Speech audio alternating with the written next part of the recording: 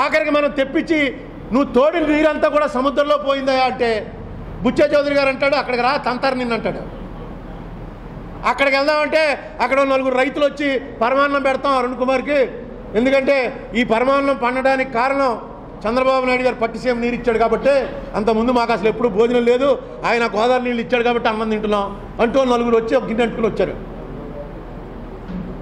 Government డైరెక్ట్గా బాబు నీ లెక్క ప్రకారం ఏ రోజున ఎన్ని టీఎంసీలు సముద్రంలోకి వదిలేసాయో తెప్పించాం రైట్ టు ఇన్ఫర్మేషన్ కింద. ఏ రోజున పట్టిసీమలో తోడేవో కూడా ఉంది. ఈ 2 పెట్టి చూస్తే ఇక్కడ తోడి కృష్ణాలో పోసి సముద్రంలో వేసావు, క్లియర్గా కనబడుతుంది. కాదంటే నువ్వు చెప్పు, అది కాదయ్యా ఈ తోడిన రోజున సముద్రంలోకి వెళ్ళలేదు, అది తోడిన వారం రోజులకు వెళ్ళింది, ఈ వారంలో ఇదంతా పండింది చెప్పనండి.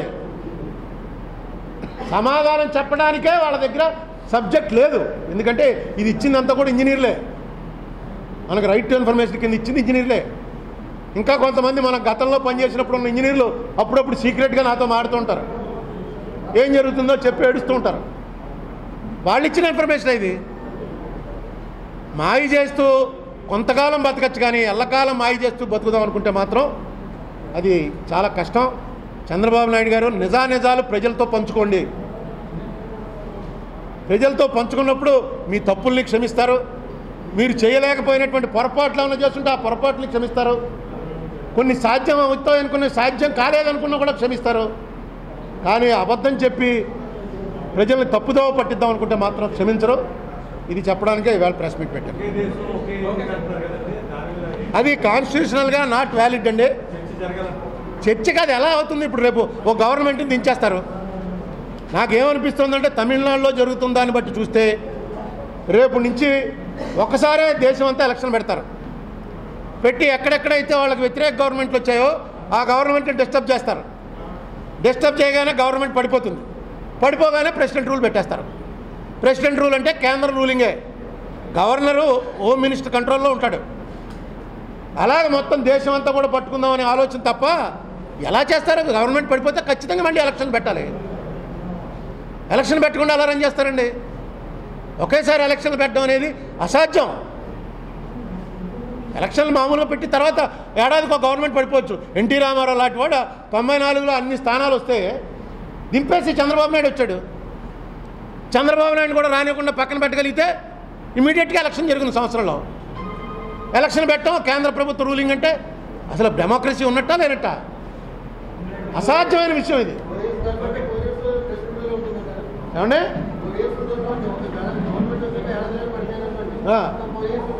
4 years కేంద్రం పరిపాలిస్తుంది. ఇదే డిజైన్ అని నాకు అనుమానం. ఎందుకంటే అక్కడ తమిళనాడులో జయలలితని కనుక అనుమానాస్పద మరణం అయితే దాంట్లో శశికళకి ఎంత పాత్ర ఉందో కేంద్ర ప్రభుత్వానికి అంతే పాత్ర ఉంది. అందరూ వచ్చారు అక్కడి నుంచి. వెంకయ్యనాయుడు గారు అయితే చచ్చిపోవడానికి 3 రోజుల ముందు నుంచి అక్కడే కూర్చున్నాడు. అరే పేషెంట్ని చూడడానికి వెళ్ళలేకపోతే అడగరే, మనం వెళ్తే వెళ్ళనిస్తారా? జయలలిత లాంటి పేషెంట్ లోపల ఉంటే కేంద్ర మంత్రి గారు వస్తే చూడలేకపోతే బయటకు వచ్చేస్తాడా? గవర్నర్ గారు వస్తే చూడలేకపోతే బయటకు వచ్చేస్తాడా? ఏమిటి చూడలేకపోవటానికి? ఏమిటి అంత ప్రమాదకరమైన ఏముంది వ్యాధి? చూడకుండా ఉండటానికి వీళ్ళు అంగీకరించారు. రాబోయేది ఊహించి ఈ జయలలిత చచ్చిపోయిన తర్వాత మనం ఎలా డిజైన్ చేయొచ్చు, మనం ఎవరో కూడా ఇందులో పార్ట్ అవద్దు, శశికళ వెళ్ళిపోమంది, మేము వెళ్ళిపోతున్నాం. ఇంత అన్యాయం ఎక్కడైనా ఉంటుందండి? ఏం జరుగుతుందో చూడొద్దు వెళ్ళి. ఈవేళేమో అక్కడ ఎంత ఎవడైనా ఇప్పటివరకు డబ్బులు ఇస్తానని ఎవడో బ్రోకర్తో మాట్లాడేట అరెస్ట్ చేసి లోపలేసారు. ఇక డైరెక్ట్గా 50 లక్షలు ఇస్తూ వీడియో తీసి పెద్ద లైటింగ్ పెట్టి అన్ని సిబిఐ వేసి ట్రాప్ వేసి ఏసీబీ వాళ్ళు పట్టుకుని అన్నీ చేస్తే దాని మీద ఏమీ లేదు. చంద్రబాబు నాయుడు నన్ను పంపాడన్నది మనం అందరం విన్నాం, కానీ చంద్రబాబు నాయుడు గారికి ఏం సంబంధం లేదు.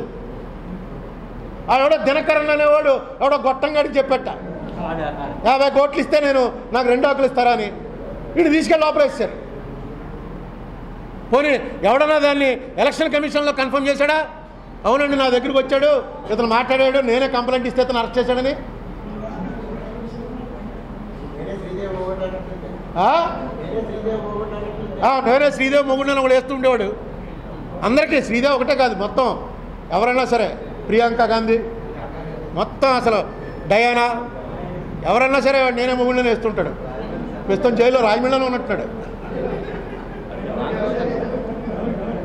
కాబట్టి చాలా దేశవ్యాప్తంగా కానీ రాష్ట్ర వ్యాప్తంగా కానీ